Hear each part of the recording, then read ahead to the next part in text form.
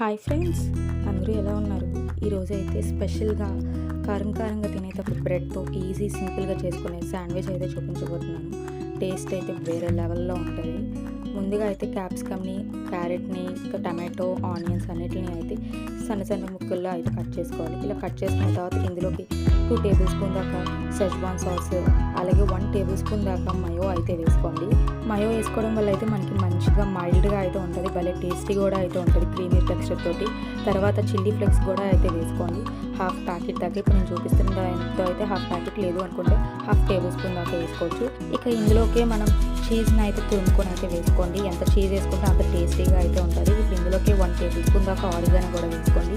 ఇవన్నీ బాగా మిక్స్ అయ్యేలా కలుపుకొని ఒకసారి లాస్ట్లో పైన అయితే కొద్దిగా ఉప్పు కూడా వేసుకోండి. ఉప్పు అనేది మిస్ అయింది, క్లిప్ అనేది.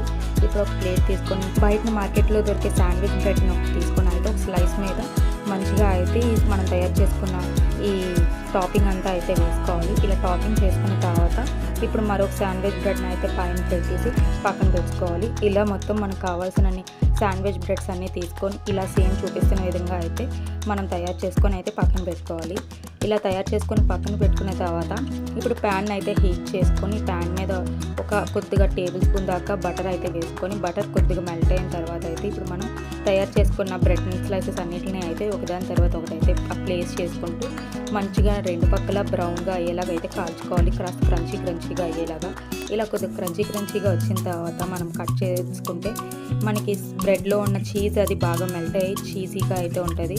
అలాగే టేస్టీ కూడా అయితే చాలా బాగుంటుంది. ఈ రెసిపీగా నేను అసలు లైక్ చేయండి, షేర్ చేయండి, సబ్స్క్రైబ్ చేసుకోండి.